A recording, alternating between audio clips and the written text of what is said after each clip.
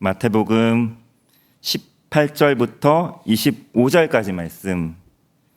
예수 그리스도의 나심은 이러하니라. 그의 어머니 마리아가 요셉과 약혼하고 동거하기 전에 성령으로 잉태된 것이 나타났더니 그의 남편 요셉은 의로운 사람이라 그를 드러내지 아니하고 가만히 끊고자 하여 이 일을 생각할 때 주의 사자가 현몽하여 이르되 다윗의 자손 요셉아 내 아내 마리아 데려오기를 무서워하지 말라. 그에게 잉태된다는 성령으로 된 것이라. 아들을 낳으리니 이름을 예수라 하라. 이는 그가 자기 백성을 그들의 죄에서 구원할 자이심이라 하니라. 이 모든 일이 된 것은 주께서 선지자로 하신 말씀을 이루려 하심이니 이르시되 보라 처녀가 잉태하여 아들을 낳을 것이요 그의 이름은 임마누엘이라 하리라 하셨으니 이를 번역한즉 하나님이 우리와 함께 계시다 함이라. 요셉이 잠에서 깨어 일어나 주의 사자의 분부대로 행하여 그의 아내를 데려왔으나 아들을 낳기까지 동침하지 아니하더니 낳음에 이름을 예수라 하니라. 아멘. 이 시간 함성호 목사님 우리 교회에 부임하셔서 처음으로 설교를 하시는데 많이 떨리시고 긴장이 되실 겁니다. 아멘 많이 해주시고 예수님께서 오신 목적이라는 제목으로 말씀을 전하실 때 은혜 많이 받으시기 바랍니다.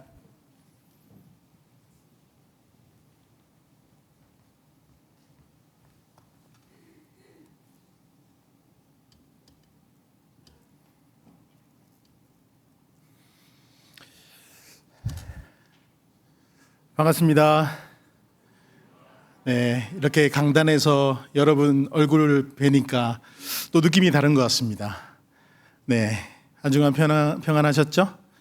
네, 주일이 지나고 3일이 지났지만 그래도 여러분 건강하시고 또 오늘 말씀 가운데 하나님께서 말씀하시는 이것들을 깨닫고 말씀대로 늘 살아가시는 여러분 되기를 소망합니다. 오늘 예수님께서 오신 목적이라는 이 제목으로 하나님 말씀을 전하도록 하겠습니다. 오늘 이 말씀을 통해서 여러분의 마음 가운데 귀한 은혜의 시간 또 도전의 시간이 되기를 간절히 소망합니다. 마태복음 1장 18절에서 25절 오늘 이 본문은 예수님의 탄생과 그 의미 또 요셉의 순종을 중심으로 기록한 구절이라고 볼 수 있습니다. 그래서 오늘 본문은 예수님의 이름이 구원자임을 밝히고 있는 동시에 하나님의 임재와 구원의 역사가 시작됨을 강조하고 있는 것을 볼 수 있습니다. 먼저 하나님께서 의인과 함께 하신다는 증거가 되는 것이 무엇일까 살펴본다면 요셉과 마리아는 모두 흠없는 의인으로 하나님이 이들을 통해서 구원의 역사를 이루셨음을 오늘 성경을 통해서 보여주고 있습니다. 여러분, 예수님의 탄생은 구약에 예언된 성취된 사건으로서 하나님의 임재와 구원이 인간의 삶에 임했음을 상징했다라고 볼 수가 있습니다. 그래서 오늘 본문을 우리가 읽으면서 잘 들여다보면 예수님의 탄생을 통해 하나님이 인간과 어떻게 함께 하시며 그리고 죄에서 구원할 구원자로 오셨음을 선포하고 있는 것을 볼 수가 있습니다. 예수님의 족보가 우리에게 예수님의 역사적 뿌리와 하나님의 언약을 보여준다면 오늘 본문은 그 언약이 실제로 그러면 어떻게 성취되었는가를 보여주는 아주 귀한 장면이라고 볼 수 있겠습니다. 그래서 오늘 말씀이 단순한 출생에 대한 보고가 아니라 인간 역사 가운데 개입하신 하나님의 은혜에 대한 선언이자 구속사 관점에서 전환점이 되는 사건이라고 볼 수가 있습니다. 오늘 말씀의 초점을 보면 죄 가운데 방황하는 인류에게 하나님께서 어떻게 구원의 씨앗을 심으셨는가? 우리는 이 본문을 통해서 알 수가 있는 겁니다. 그 내용을 우리가 한번 잘 기억하시면서 오늘 내용을 같이 나누어 봤으면 좋겠습니다. 오늘 우리가 이 성경을 읽을 때면 가끔 기적적으로 출생한 인물들을 접할 수가 있죠. 대표로 먼저 가장 기적적인 출생을 경험한 부부가 있다면 아브라함과 사라입니다. 이들 부부는 둘 다 100세나 된 노령의 몸을 가지고 있었습니다. 인간적인 계산으로는 이제 자녀를 가질 수 없는 그런 상황에 있었습니다. 그러나 하나님께서 기적적으로 사라의 태를 여셨고 이삭이라는 위대한 인물을 탄생시키셨습니다. 그 밖에도 어떻습니까? 위대한 지도자 삼손이나 사무엘도 비슷한 출생의 배경을 가지고 있죠. 그들은 하나같이 부모가 오랫동안 자녀를 낳지 못해 고민을 하다가 하나님의 특별한 은혜로 이 세상에 태어난 인물들이었던 것을 우리는 성경을 읽어가면서 확인을 할 수 있었습니다. 자, 신약으로 넘어와서는 가장 먼저 기적적인 출생을 살펴본다면 바로 세례 요한이라고 할 수 있겠습니다. 이 요한의 부모는 다 늙었습니다. 자연 법칙상으로는 아까도 이야기했듯이 자녀가 태어날 수 가능성조차 없었던 노령의 부모입니다. 그런데 하나님께서 요한을 아들로 주시겠다고 이야기하는 겁니다. 그렇게 말씀해 주셨고 위대한 요한이 선지자의 길로 가게 되는 겁니다. 여러분, 그래서 오늘 이 본문은 인류 역사에서 가장 조용하지만 가장 위대한 사건이 시작되는 장면을 이 본문이 우리에게 보여주고 있다는 겁니다. 놀라운 본문입니다. 그 무대는 화려한 예루살렘 왕궁이 아니라 갈릴리 작은 마을 어디입니까? 나사렛이었어요. 그곳에서 평범한 목수 요셉과 그의 약혼녀 마리아가 결혼을 준비하면서 소박한 꿈을 꾸고 있었습니다. 그런데 어느 날 모든 계획을 흔드는 충격적인 일이 발생하죠. 약혼녀 마리아가 임신했다는 겁니다. 인간적인 눈으로 봅시다. 인간적인 눈으로 보면 배신이며 부끄러움이며 결혼의 파탄을 일으키는 일이지 않습니까? 그렇다면 잠시 우리가 질문해 봐야 되겠습니다. 만약 내 인생 계획이 하나님의 뜻 앞에서 송두리째 흔들린다면 나는 어떻게 반응할까? 내 상식으로는 이해할 수 없는 상황 속으로 하나님이 나를 이끄신다면 나는 어떤 선택을 할까? 오늘 이 본문에서 바로 이 상황의 한 의로운 청년 요셉이 하나님의 구원 역사에 쓰임을 받게 되었는지를 보여주고 있습니다. 오늘 본문의 특징을 보면 무엇보다 마태는 예수님에 대한 이야기를 철저히 요셉의 입장에서 이야기하고 있는 것을 볼 수 있었습니다. 이러한 마태 전개 방식을 볼 때도 예수님의 태어남에 대한 이 사건을 철저히 마리아 입장에서 전개해 나가고 있다는 거예요. 누가복음을 통해서도 확인할 수 있는 만큼 그렇게 비교해 볼 때 이것은 매우 의미심장하다라는 겁니다. 오늘 이 말씀을 통해서 예수님께서 그렇다면 이 땅에 오셔야만 했던 이유, 그 목적을 깨닫는 귀한 시간이 되기를 소망합니다. 아멘. 자, 1장 16절에 보겠습니다. 예수님이 나심을 먼저 말씀하셨습니다. 야곱은 마리아 남편 요셉을 낳았으니 마리아에게서 그리스도라 칭하는 예수가 나시니라. 자, 먼저 이 16절 표현 방식에 우리는 주목해 볼 필요가 있겠습니다. 요셉을 마리아의 남편이라고 소개하면서 예수님을 요셉과 마리아에게서 낳았다 하지 않고 단지 마리아 사이에서 태어났다라고 지금 성경에 기록된 이유가 뭘까요? 바로 이 질문에 대한 대답이 오늘 본문입니다. 마리아 사이에서 태어났다고만 되어 있는 그 이유는 예수님께서 요셉과 육체적인 관계, 육체적인 관계에는 아무런 상관도 없는 동정녀 잉태와 출생을 하셨다라는 것을 의미하고 있습니다. 그러면 더 구체적인 질문을 던져지게 됩니다. 요셉이 마리아의 남편이었는데도 어떻게 예수님은 육체적으로 요셉과 아무런 상관도 없이 태어날 수 있었으며, 또한 그처럼 육체적으로 무관하게 태어난 예수님께서 사회적 또 법적으로 요셉의 아들로 간주될 수 있었던 것은 어떻게 가능했냐라는 겁니다. 오늘 본문을 조금 더 살펴보면 이제 25절에 보니까 뭐라고 합니까? 아들을 낳기까지, 마지막 절이도 동침하지 아니하더니 나음의 이름을 예수라 하니라. 지금 보면 약혼을 했어요. 약혼을 했지만 동거하기 전입니다. 관계하지 않았음에도 불구하고 마리아에게서 잉태되었음을 말씀하고 있습니다.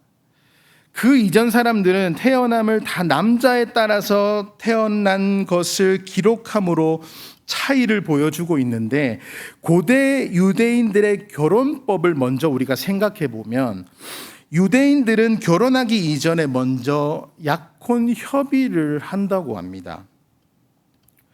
이때 신부의 아버지에게 신부의 값을 지불하는데 양가의 혼인의 합의를 하는 것이죠. 이후에 공적으로 약혼을 선언하는데 이때부터 약혼 기간에 들어갑니다. 이 관계는 1년간 유지가 되는데 이 기간은 공식적인 결혼 기간은 아니지만 법적 구속력을 갖는다고 하는 겁니다. 이 기간 동안 결혼할 당사자는 따로 자신의 부모와 함께 살아야 하는 겁니다. 만일 이 기간 중에 잉태한 사실이 드러나면 결혼이 취소가 됩니다. 신명기 22장 23절과 24절에 보면 이렇게 말합니다. 처녀인 여자가 남자와 약혼한 후에 어떤 남자가 그를 성읍 중에서 만나 동침하면 너희는 그들을 둘 다 성읍 문으로 끌어내고 그들을 돌로 쳐 죽일 것이니 그 처녀는 성 안에 있으면서도 소리 지르지 아니하였으며. 여기까지만 보겠습니다. 약혼한 여인이 다른 남자와 동침하면 돌에 맞아 죽어야 했습니다. 예수님 당시에 이 법이 실제로는 실행되지 않았습니다. 19절에 보면 뭐라고 합니까? 그를 드러내지 아니하고 가만히 끊고자 했다 이야기하고 있습니다. 그를 드러낸다라는 말은 공적으로 드러냄을 의미하는 겁니다. 그러니까 법정으로 가지 않고 조용히 이혼을 하려고 했다라는 의미가 됩니다. 우리가 이런 배경을 조금 이해를 하면 요셉과 마리아가 약혼하고 동거하기 전이니까 두 사람이 부부로서 관계 맺기 이전에 예수님이 마리아에게서 잉태된 것을 알 수가 있는 겁니다. 그럼 이처럼 부부로서 관계 맺기 전에 어떻게 잉태가 가능하냐? 18절과 20절에 보면 이렇게 말하죠. 성령으로 잉태됐다. 성령님의 역사로 이루어진 것입니다. 누가복음 1장 34절에 마리아가 천사에게 나는 남자를 알지 못하니 어찌 그 일이 일어날 수 있습니까? 천사가 대답합니다. 35절에 천사가 대답하여 이르되 성령이 내게 임하시고 지극히 높으신 이의 능력이 너를 덮으시리니 이러므로 나실 바 거룩한 이는 하나님의 아들이라 일컬어지리라 라고 답을 해줍니다.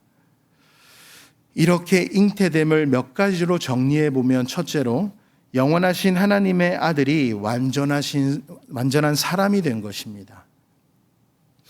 예수님은 100% 참 하나님이심과 동시에 참 인간이셨습니다. 신성과 인성의 하나됨을 이루셨습니다. 둘째로 죄가 없는 분으로 오셨습니다. 히브리서 4장 15절에 보면 우리에게 있는 대제사장은 우리의 연약함을 동정하지 못하실 이가 아니요 모든 일에 우리와 똑같이 시험을 받으시니로되 죄는 없으시니라. 이렇게 말씀합니다. 죄 없는 인간의 본성을 가지고 예수님께서 태어나셨습니다. 예수님의 죄 없으심은 잉태됨부터 자라나심, 이 땅의 전생에 십자가에서 죽음까지 다 포함합니다. 베드로전서 2장 22절에도 그는 죄를 범하지 아니하셨다. 예수님께서 하나님의 아들로서 사람이 되셨지만 분명한 것은 죄는 없으셨습니다. 이 조건은 무엇에 합당한 조건입니까? 히브리서 9장 14절 상반절에 보니까 영원하신 성령으로 말미암아 흠없는 자기를 하나님께 드린 그리스도의 피, 이렇게 말씀하십니다. 이 피로 영원한 속죄를 이루셨다라고 하는 겁니다. 히브리서 9장 12절에 또 말씀하고 있습니다. 다시 말해서 속죄 제물로 자신을 드리는데 합당한 분이심을 의미하고 있습니다. 이 제사에 대해서 히브리서 10장 12절도 보면 오직 그리스도는 죄를 위하여 한 영원한 제사를 드리셨다, 이렇게 이야기합니다. 디모데전서 2장 5절에도 봅시다. 하나님은 한 분이시요 또 하나님과 사람 사이의 중보자도 한 분이시니 곧 사람이신 그리스도 예수라, 이렇게 말씀합니다. 정리해 보겠습니다. 하나님의 아들로서 인성을 취하신 예수님은 죄 없는 자신의 피를 하나님께 드림으로 영원한 속죄 제사를 드리셨고, 이로 말미암아 우리가 죄 사함을 받고 하나님을 섬기는 하나님의 자녀가 되었던 것이었습니다. 이것이 무엇입니까? 이것이 바로 은혜인 겁니다. 따라서 예수님만이 하나님께 나아갈 수 있는 유일한 중보자 말씀합니다. 하나님도 없고 이 땅에서 소망도 없는 우리를 하나님의 권속으로, 하나님 나라의 시민권으로 가진 존재로, 하나님 나라의 상속자로 삼으시기 위해서 예수님께서 친히 이 땅에 내려오셔야만 하셨습니다. 그래서 우리가 생각해 볼 때 예수님의 오심은 하나님께서 베풀어 주신 가장 큰 은혜의 역사였습니다. 이런 예수님을 믿는 것이 얼마나 큰 복인지 항상 말씀과 기도를 통해 깨닫는 여러분들이 되시기를 축복합니다. 오늘 설교 제목처럼 예수님께서 오신 목적에 대해서 계속 말씀합니다. 성령으로 잉태된 예수님에 대해서 크게 두 가지 사실을 말씀해 주는데, 그렇다면 왜 오셨는가라는 거죠. 하나님 나라의 왕이신 예수님이 도대체 왜 이 낮고 낮은 땅에 왜 오셔야만 했는가? 그것은 바로 우리도 잘 알고 있죠. 우리를 구원하시기 위해서, 우리와 함께 하시기 위해서 오셨다라고 말씀하고 있습니다. 21절에 보겠습니다. 아들을 낳으리니 이름을 예수라 하라. 이는 그가 자기 백성을 그들의 죄에서 구원할 자이심이라 하니라. 이 내용을 보면 예수님이라는 이름을 통해서 세 가지를 가르쳐 줍니다. 첫째는 예수님이 구원자라는 겁니다. 그리고 성령으로 잉태되신 분은 구원자이시다라는 겁니다. 21절 이 구절을 표현을 빌리면 그가 구원할 자라고 했습니다. 예수님께서 오신 목적은 구원과 관계가 있습니다. 우리 모두 구원을 받아야 할 필요가 있는 사람들입니다. 이런 우리를 구원하시기 위해서 왕이신 예수님께서 친히 이 땅에 내려오셨습니다. 성령으로 잉태되신 예수님 외에는 아무도 구원자가 없습니다. 요한복음 14장 6절에도 보면 이렇게 말씀합니다. 내가 곧 길이요 진리요 생명이니 나로 말미암지 않고는 아버지께로 올 자가 없느니라. 여러분, 중요한 말씀입니다. 예수님으로 말미암지 않고는 하나님께로 갈 자 없습니다. 분명히 말씀하셨고, 사도행전 4장 12절에도 보면 다른 이로서 구원을 받을 수 없나니 천하 사람 중에 구원받을 만한 다른 이름을 우리에게 주신 일이 없다고 말씀하셨어요. 둘째로 예수님께서는 어디에서 구원하십니까? 바로 그들의 죄에서 구원하십니다. 인류에서 가장 중요한 문제가 뭘까요? 지금 제일 중요한 문제는 죄의 문제입니다. 지금도 많은 사람들은 죄의 문제를 해결하기 위해서 노력합니다. 그런데 노력대로 되나요? 또 넘어지고 또 넘어지고. 인간의 모든 문제는 이 죄에서 시작되었음을 보여주고 있습니다. 이 죄에서 자유를 주시기 위해서 오셨다고 말씀하고 있습니다. 예수님은 하나님 나라 위에 오셨고 죄에서 자유를 주기 위해 오셨다라는 겁니다. 예수님은 하나님 나라를 위해 오신 그 예수님께서 이 죄에서 자유를 주기 위해서 오셨던 것을 우리는 한시도 잊으면 안 되겠습니다. 예수님께서 십자가를 지신 것은 자신의 백성이 받아야 할 죄에 대한 하나님의 심판을 대신 받으셨습니다. 예수님께서 우리를 구원하실 뿐만 아니라 죄의 세력에서도 구원하기 위해서 이 땅에 오셨던 거였습니다. 우리는 이 은혜를 꼭 기억해야 합니다. 그런데 예배당에 나가면 또 잊어버립니다. 말씀을 듣는데 또 세상 가운데 나아가면 이 말씀이 들려지지가 않아요. 어디서 무엇 하든지 이 말씀은 꼭 붙들어야 합니다. 셋째로, 그럼 하나님께서는 어떤 사람을 구원하십니까? 자기 백성입니다. 자기 백성은 예수님을 구주로 주님으로 고백하는 교회, 이들을 구원하기 위해서 내려오셨습니다. 요한복음 6장 44절을 볼까요? 나를 보내신 아버지께서 이끌지 아니하시면 아무도 내게 올 수 없으니 오는 그를 내가 마지막 날에 다시 살리리라. 예수님께서 성령님으로 잉태되신 목적, 참 하나님이신 예수님께서 인성을 취하셔서 이 땅에 오신 목적, 그 목적은 바로 자신의 백성, 바로 여러분, 곧 우리들을 죄에서 구원하여 하나님의 보좌 앞으로 나가도록 하기 위해서입니다. 이 은혜를 누리는 사람에게 예수님의 오심은 바로 기쁜 소식, 그래서 복음이 되는 겁니다. 22절과 23절을 볼까요? 22절에 예수님은 선지자로 하신 말씀을 이루기 위해서 오셨다라고 하죠. 예수님께서 성령으로 잉태된다는 사실을 이미 구약에서 예언된 일임을 말씀하셨습니다. 하나님의 경륜 가운데 속한 일입니다.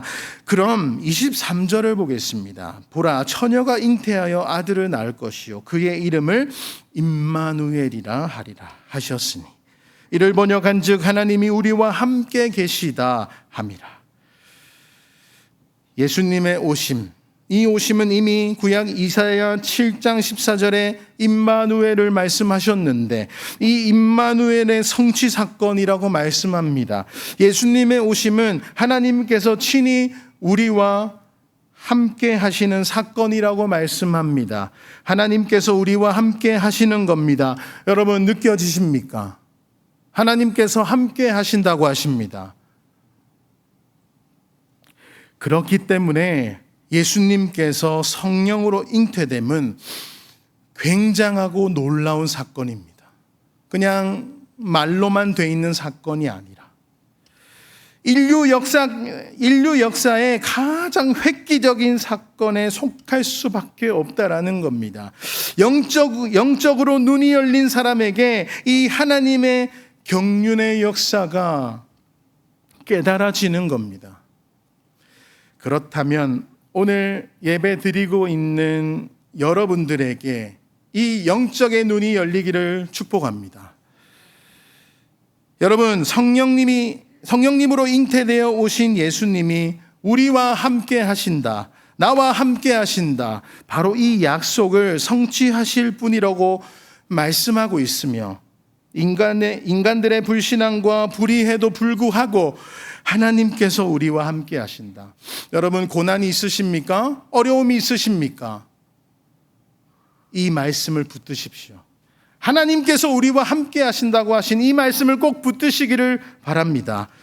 예수님의 오심은 그 약속의 성취입니다. 이것은 하나님께서 우리를 사랑하신다는 놀라운 메시지인 겁니다. 여러분, 생각해 보십시오. 얼마나 크고 놀라운 은혜인지. 내가 생각하면 생각할수록 나는 죄인이다, 이렇게 생각하면 얼마나 눈물이 나는지. 주님께서 먼저 우리를 찾아온 것이지 우리가 먼저 찾아간 것이 아닙니다. 여기에 복음의 중요한 부분이 있습니다.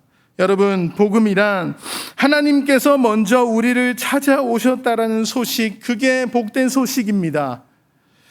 아담이 하나님을 먼저 찾아간 것이 아니고 하나님께서 먼저 죄를 지은 아담을 찾아오셨습니다. 이게 복음입니다.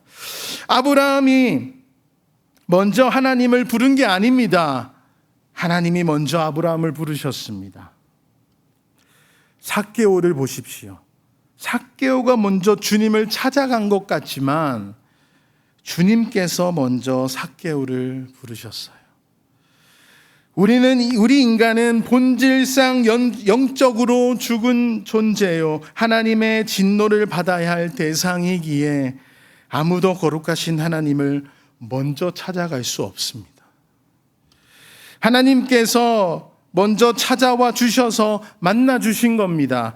출발이 하나님이지 우리 인간이 아닙니다. 이것이 은혜요, 이것이 복음입니다. 여러분, 주님께서 우리를 찾아온 것은 우리와 함께 하시기 위함이라고 말씀하고 있습니다. 그렇게 성경은 이야기하고 있습니다. 얼마나 힘이 됩니까? 하나님께서 함께 하여 주신다라고 말씀하고 있습니다. 우리와 동행하여 주시기 위함이라고 합니다. 우리를 찾아와 주셔서, 언제나 매 순간 찾아와 주셔서 우리를 인도해 가시는 하나님께 순종하면서 사시기 부탁드립니다. 우리와 함께 살아가기 위해 오셨던 예수님. 그래서 사도 바울은 갈라디아서 2장 20절에 놀라운 고백을 하고 있죠. 내가 그리스도와 함께 십자가에 못 박혔나니 그런즉 이제는 내가 사는 것이 아니요 오직 내 안에 그리스도께서 사시는 것이라. 이제 내가 육체 가운데 사는 것은 나를 사랑하사 나를 위하여 자기 자신을 버리신 하나님의 아들을 믿는 믿음 안에서 사는 것이라. 아멘. 여러분 안에 그리스도께서 사십니다. 여기 모두 안에 그리스도께서 사십니다. 나의 마음, 나의 삶의 모든 것을 통치하시는 분, 결국에 예수님이십니다. 내 안에 온통 예수님으로 채워져 있어야 합니다. 생각만 해도 그리스도요, 마음을 가져도 그리스도의 마음이요, 살아가는 뜻도 그리스도의 마음이어야 합니다. 그래서 하나님께서 기뻐하시는 뜻이 되어야 하겠습니다. 예수님께서 내 안에 살고 계십니다. 그렇기 때문에 내가 움직이는 손과 발이 다 예수님의 뜻을 나타내는 것이요, 내가 움직이는 눈이나 손이나 발이 다 예수님의 마음을 나타내는 것임을 기억하기를 바랍니다. 내가 말하는 것, 내가 숨쉬는 것, 내가 생각하는 것, 내가 활동하는 것, 내가 사랑하는 것까지, 내가 노래하는 것 모두 다 예수님 안에 사심이 되어야 합니다. 우리 주님께서 찾아오신 목적이 바로 이것입니다. 여러분, 우리와 함께 하시기 위해서 이 땅에 오신 예수님은 이 땅의 교회에게 어떤 약속을 하셨냐면 위대한 약속을 하셨습니다. 마태복음 28장 20절에 내가 세상 끝날까지 너희와 항상 함께 있으리라. 아멘. 이렇게 약속하셨습니다. 지금은 마지막 시대를 살고 있습니다. 사람들은 깨닫지 못하고 있어요. 그렇지만 여러분, 우리는 이 약속을 굳게 믿고 주님의 신실한 교회를, 우리 온천재일 교회가 이 땅에서 이루어 가야 될 줄 믿습니다. 결 말씀을 정리하겠습니다. 여러분, 예수님께서는 우리를 죄에서 구원하시기 위해 오셨습니다. 이것은 절대 변하지 않습니다. 이것은 너무나 분명한 목적이 있으셨습니다. 예수님께서 단지 눈에 보이는 압제자의 통치로부터가 아니라 죄의 통치로 우리를 구원하시기 위해 친히 낮고 낮은 이 땅에 오셨습니다. 예수님을 믿고 영접하는 순간 우리는 더 이상 죄의 노예가 아니라 누구의 백성입니까? 사랑 많으신 예수님, 하나님의 백성입니다. 아직도 우리를 얽매이고 짓누르는 죄는 무엇입니까? 그 모든 죄로부터 우리를 용서하시고 구원하시는 예수님으로부터 자유하십시오. 예수님을 뜨겁게 찬양하며 정직하게 하나님께 고백하시며 주님의 도우심을 구하십시오. 그분의 통치를 받는 귀한 주님의 백성들이 되기를 바랍니다.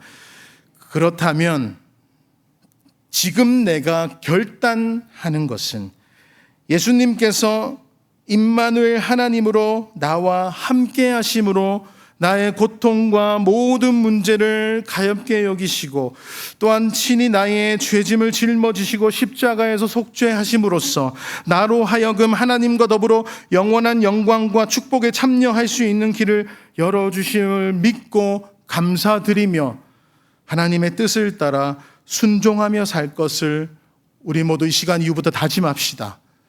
그래서 하나님의 독생자이신 예수님이야말로 나에게 있어서 하나님께서 주신 최고의 선물임을 믿으며 임마누엘이야말로 하나님께서 나에게 베풀어 주실 수 있는 최고의 축복임을 믿고 감사와 찬송과 영광을 올려드리는 시간 되기를 축복합니다. 주일이 다가오는 순간까지 나를 위해 오신 예수님을 항상 기억하면서 믿음으로 살겠사오니 나를 붙잡아 달라고 이렇게 기도함으로 나아가시는 우리 온천제일교회 모든 성도님들이 되시기를 주님의 이름으로 축복합니다. 아멘. 하나님, 우리를 위해 오셨던 예수님을 기억합니다. 아무 죄 없으셨던 예수님께서 이 낮고 낮은 땅에 오셔야 했던 그 이유, 그 목적 분명히 있었음을 우리는 이제 알고 있습니다. 하나님, 하나님의 뜻을 따라 하나님께 늘 순종하는 삶을 살겠습니다. 항상 믿음으로 살겠습니다. 거룩한 백성이 될 수 있도록 나를 도와주시옵소서. 우리와 늘 함께 하시는 하나님 감사드립니다. 어느 곳에 있든지 붙드시고 인도하시는 하나님을 기억합니다. 주일이 다가오는 시간까지 언제나 어디서나 무엇을 할 때까지도 함께 하여 주실 줄 믿고 감사드리며 예수님의 이름으로 기도드립니다. 아멘.